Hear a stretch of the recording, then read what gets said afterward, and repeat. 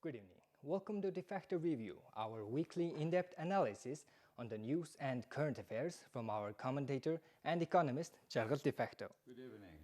And I'm Namsarad Sindh. We are live on MNB World Facebook page where you can join in on the conversation and also on Twitter with hashtag Jargal_Defacto. And for today's program, accreditation of commercial banks.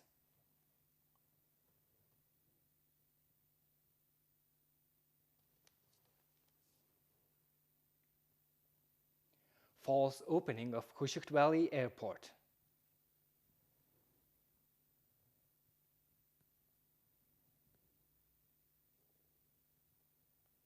End of spring regular session and the start of extraordinary session. And as for our first topic, as part of the program in collaboration with International Monetary Fund, Mongolia has conducted an evaluation of share capital at banks. As a result, some of the commercial banks have raised their share capital. In addition to this, investigation of profit income and the special asset management entity to bad quality and assets. In addition to this, investigation of profit incomes of banks has started. Some members of parliament proposed to establish a special asset management entity to decrease bad quality assets. And as for our first question, what is the accreditation of banks and what is its significance? Why is it important? Well, at this time we talk about the accreditation or certification of the way how the bank increase their equity capital. Because the concept of IMF program for Mongolia was to make a healthier the banking sector, banking assets of the country. So the first condition was to have EQR, asset quality review, done by the end of 2018, which they did. And this year they have they have asked all commercial banks to increase their equity capital to the norm that provides them to run efficiently the bank asset. And the commercial banks said they did increase, but however, we need certification of that increase for the source of the money to be certified. Why? Because Mongolia had this transparency law for 7 months since the end of 2015. People were allowed to declare their before undeclared income, any sort of income. The government will not ask any source about those income, and they will keep in secret the confidentiality of that source of income. And there is, during the 7 months, some 33 trillion tugriks money came to the economy, which is larger than the annual economy of Mongolia. So it, of course, got attention, in particular international organizations like IMF, which is making sure all money comes from the source, healthy source. Mm-hmm. Because also Mongolia is almost to be, that's not yet, but there is a danger to be listed, grey listed by an organization called FATF, which is against money laundering and terrorism financing. And we may be there because there were many criminal cases where the prosecutor it was discovered, investigated by anti-corruption agencies, sent to a general prosecutor office, but many of them did not go to the court. But those which went to the court, none of the cases were decided by the court. So it is raising questions for the organizations. If Mongolia is listed, grey listed, then there will be a problem with corresponding banks of Mongolian commercial banks, and consequently our credit cards will not be accepted all around the world. So, this source of money where they have increased the capital referring to those law, what I just now described, some bank owners have some rights to not to disclose the source of money. But looks like they, anyway, they have created the group, inspection group. They are working now. According to Mongol Bank, there will be a final day report by mid of August, which will, if it is disclosed, if they disclose everything honestly in the right way, then we will have a less chance to be listed. So that's why this accreditation of certification of these banks, increase of equity capital is so important. The Parliament is making a new law, and what is the significance of this proposed legislation draft? Why is it important for the banking sector? No, this law is about the asset management law. This country needs that because we have increasing bad loan amounts, which now is at the level of almost 15% of total credit portfolio of the country. And it was just 7 years ago, it was only 7 times less. And this bad loan increased since 2016, 2015, 2016. I believe it's dramatically it had changed, and I believe it is related to Mongolian foreign debt, raised capital, raised from the government bond, sovereign bond, and not clever management of those bonds. So as a result, we have today, as we speak of, our first quarter of this year, it is about 17 trillion tugriks, which is a half of the whole banking asset. Let's say total banking asset of Mongolia is almost equal to the GDP. And out of this total, half of them is credit. And out of this credit, 15% is bad loan. Then now how to implement that asset management law? In Korea, there was a similar cases. In many countries, when they have a very high amount of bad asset, banking asset, they do this kind of measure. Why? Because those assets to be somehow written off from the banking balance. And that should have a legal status to manage those assets. For that, we need a special law that gives the right to that asset management company to possess that bad loan properties. Right. In particular, it is real estate in particular. And with the real estate, Mongolian banks have problems because, first, majority of collaterals of those bad loans are in real estate. A lot of housing, you see, and there is many apartments empty in the country, ready, in Ulaanbaatar city in particular. Many people want to buy, but they cannot buy. It's very expensive. As a result, those collaterals are in particular in real estates, and they cannot sell those real estates because the court make decisions. Through the court of different level, it takes from 3 to 5 years to solve the problem with the bad asset. So that's why this law is coming. There is this new law. So is the banking sector lobbying this new legislation draft? Cannot exclude because it is in the interest of banking sector to read off all these bad loans. But however, the way how they want to do is and how to be implemented this law is a very critical issue. If they take off the bad assets from the banking balance sheet against the ownership on equity capital, which is helping to cover those bad loans, and against those the liabilities will be changed. That means it will be the ownership structure of the bank will be changed. And that's why this is coming legal status as an asset management company.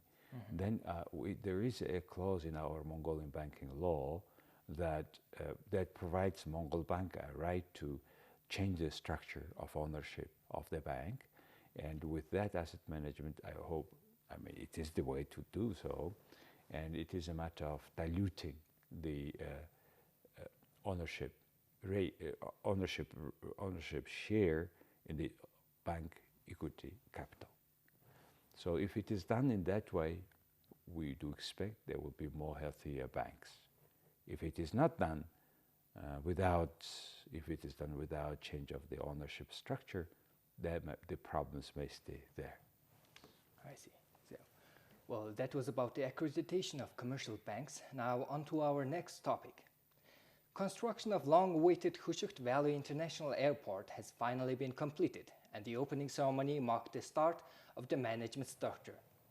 According to the concession agreement with Japan, Mongolia will have the right to 49%, and the Japanese side will have the right to 51% of any profit. In addition to this, a new 32-kilometer highway to the airport has been opened. Now, our first question is, what does starting the management arrangements mean, and what is the importance of this? Well, it is not that important because the airport is still not open. It's just management with Japanese contract signed. That ceremony, which was long expected, but the ceremony is given like the airport is opening, which is very much misleading. But you know, this political actions because Prime Minister visited there last winter and said that it would be good if it is opened by Nada. So that's all these other people under him try to show to him and to us also that the airport is open. But the airport is not open. And that highway you talk about, 33 kilometers from Ulaanbaatar to the airport, it was open for that ceremony and it's closed yesterday, by the way. So all this kind of opening is more political actions. It reminds me the Russian old saying, Potemkin village, Right. where the Yekaterina II was traveling, and in every town So they were made, showing the fake picture yes. of the cities that pretending, all things good Yes. in Russia. Well, anyway, what's important, about this opening? What is actually starting the management arrangements? Yeah, look, we have 11 years ago borrowed 60.6 billion yen from Japan, 10 years grace period, 30 years payment time. And from last year, we started to pay the loan, but the airport is not ready. Japanese made everything on what they were supposed to do, the building, the stripes, they did already. But when the Mongolians said we have not finished road and many other things. So, and it's also because during all this last 11 years, we had changed 6 prime ministers, 6 cabinet it means, and then 9 the transport ministers. This is ridiculous because there's so many frequent changes, the whole project took that long time. Now airport is ready, the rest is not ready. Now we pay 1 billion tugrik every month for maintenance of this airport, which is not receiving airlines. So that's the substance of the issue. But will the liberalization of air transport industry be achieved with this when the airport opens? Look, that's what we expect because the capacity of the airport is 3 million people, passengers, and we expect also only with the open air policy, complete liberalization of air transport industry, meaning that we can receive any planes and any planes can leave technically the place. So this kind of liberalization of airlines is very good for customers, for us, because we have more choice for our directions of flight, and also the tickets are cheaper. That's what changed America and other countries. But however, our state-owned national carrier is not very much optimistic about that, but though slowly they are coming to this point, slowly. The other thing is, what is not yet ready is the fuel air kerosene supply chain at this particular airport. You know, fuel is 30%, 1/3 of the airline cost, operation cost. And this one is done with the Russian air kerosene. We depended 100% on Russia on that. And the Rosneft is going to is working on having concessions on that supply. Japanese side is only will be in a part of that supply, giving the certificate to airlines after they are refueling. They will be only in the case if it is the internationally accepted other standard called a Jet1, which is, for example, in China. So they may have some problems with that, though the Russian kerosene is also working, but you cannot keep it together with the other international one before they fuel into the wings of the planes.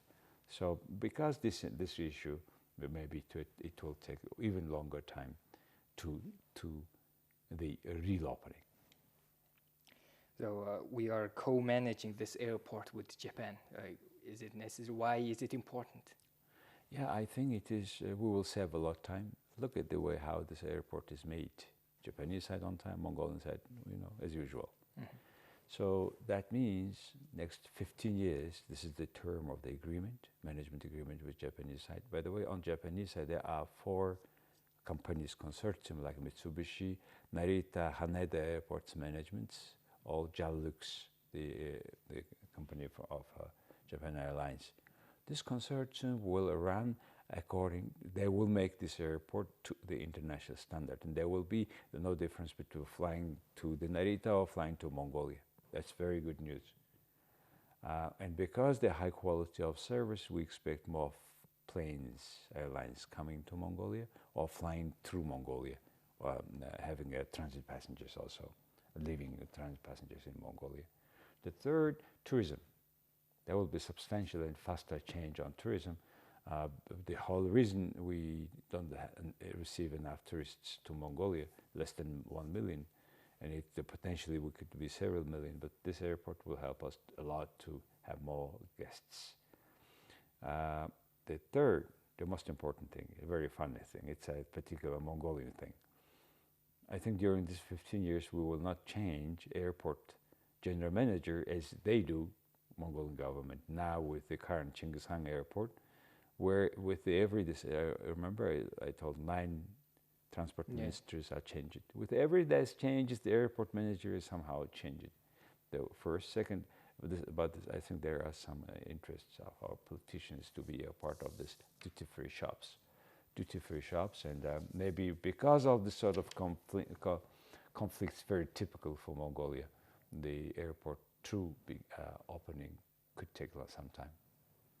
Actually, this is a chance for Mongolians to actually learn the know-how of how to operate international level airport, right? Yes, and they think that they already do, which is not very much true, because sometimes you spend waiting for your suitcases longer time than your flight from Seoul or from other, Irkutsk, etc. So you take it's very long time. Just one conveyor at the current airport, and there is when the 2-3 flights come, there is no differences. You're just completely confused because all luggages of all planes are on the same conveyor, and you confused. You have to check everything yourself. I see. So we have talked about the new international airport of Khushigt Valley. On to our next topic. The regular spring session of Parliament concluded last Friday. During this session, Parliament adopted 14 new laws, made amendments to 74 laws, and abolished 10 laws. Right after the conclusion of the session, an extraordinary session was started to continue the discussion regarding the amendments to the Constitution. The Speaker of Parliament, Mr. Zandeshatter, commented that it is time to reflect and handle these amendments to the Constitution in an orderly fashion, during his opening speech of the session. And our first question is how effective was this regular session of the spring? And did the ruling party make any necessary decisions? Well, it's very hard to give evaluation of the result of this Parliament sessions, because Parliament session, the main job is making laws, right? Mm-hmm. Making laws are good if it creates more justice in the society. The criminals have penalty. So this is hard to say about the efficiency, but On the process of the parliament, what I can say is they have worked for 66 working days, and they changed it, as you said, 74. How many? They changed the 74 amendments into the 74 laws amended, and 14 independent new law came out. Well, the 74 is interesting questions because our parliament is amending so many laws at one sessions, and which that creates a question: what quality laws are they producing, so that they change with every sessions? So that means our policy is not evidence-based. Our policy does not have proper preparation, proper research institutions work. So that's one question immediately raised about the quality of the work. Another thing from the speech of speaker I noticed, he said our opening general sessions of parliament now started to have with good attendance. He said 60% attendance we provide. I'm just wondering what happened with the 40%. Where are they? What the hell they're doing if they are supposed to make laws? Are they traveling so much? So that's another question I raise as much as of your law. Right. But however, there are some, to me, good, positive changes for these sessions. First time Mr. Tandon Shatar came a speaker. Under his leadership, these sessions made some interesting things to me, which was not happening before. They did first time this public hearing. After this law of public hearing was adopted, first time they made 2 public hearings. Very good news.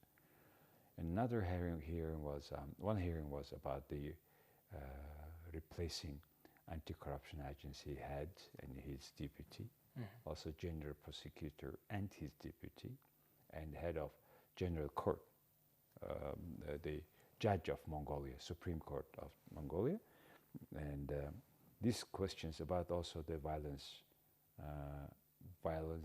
of children and their protection. On these topics, they had hearings. One.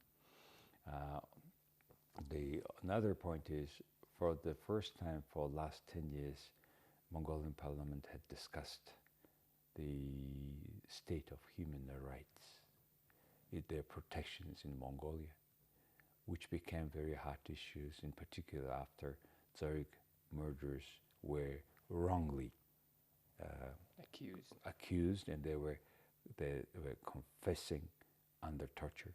This was the very violent, bad case where we should not allow that on our soil, because we know what is this about during Stalin time and Choibalsan time, when 40 about plus 1,000 Mongolians were killed in that way. So this is I think a good part of the last general sessions of it is spring session. Spring sessions, yes. So second question is it really necessary to call for an extraordinary session to discuss amendments to the constitution? They had to do, because the spring session is finished last Friday, and on last Friday they opened the extraordinary sessions. 2 reasons. One, President asked them to do so, because the major issue of the extraordinary, in the agenda, the first in the agenda is of the extraordinary sessions is amendments of the constitutions. Second round hearing, and the President said, please postpone it till after the end of the Nadam, national holiday, and I would like to participate myself in the discussions. That the President's request. Second, if so, because they will start on 17th, the extraordinary sessions, not start, continue, because start on Friday. In between them, the standing committees should be working. And if they close, don't open, the standing committees cannot work, have a sessions when the the spring or autumn sessions of the parliament is closed. So that's why they are opening it here. Let the standing committees work, and on 17th they're supposed to come with more ready for discussions. Let them work during the Nadam. I just welcome them, because I think our parliamentarians also, it's better to do their jobs than the celebration. Right. So how will the adoption of these amendments affect the rights and duties of the president? You see, before going that, the extraordinary sessions will discuss a couple interesting things, let me tell. One is, as I said, amendments of Constitution. Second, they're going to discuss the working group report of Parliament about OT agreement, investment agreement, and the, two agreements. And that's very important agenda. The third, also, they're going to discuss about the election commission heads change. Interesting news. With these two political parties, whenever they have a chance, they change the election commission head and deputy. And as a concession, they made one person from each political party. These two large political parties. And instead, we would like, I keep saying a lot, that instead of this election commission, we would like to have electorate commissions, where these commission is consisting of non-political party members, mostly well-known people in the society, etc. So this is one of interesting points. Back to your question about changes of president's duties and rights. You know, so far what's clear, new constitution draft says that Mongolian president will be for one term, 6 years. Now we have 4 + 4, right? 2 terms. This is one, what they're proposing. One. Secondly, the minimum age of candidate for presidency of Mongolia is to be 55, increasing. I think it was 45 before. Right. So these are two major things, but we should also point out that new constitution will be valid or will work in action only from 2025 January 1st. Why? Because 2021 we will have a second, in 2021 we have a presidential election. Right. And this president has a chance to go again for the second round.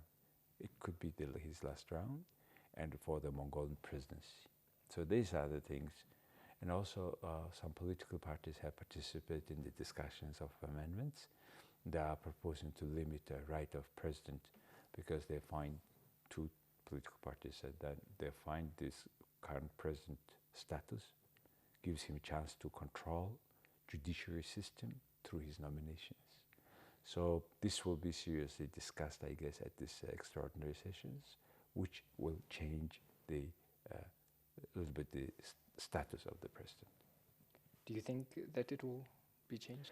Mongolian, I'm sure on one thing. They will make amendments for the constitutions, no doubt. 85% of the parliament seats belong to one political party, which is committed to do so. So I have no doubt they will adopt new constitutions. We will have it. Okay, so, well, that is all the time we have for today. Thank you for watching Defacto Review on MNB World. See you next week. We will see you next week. Thank you.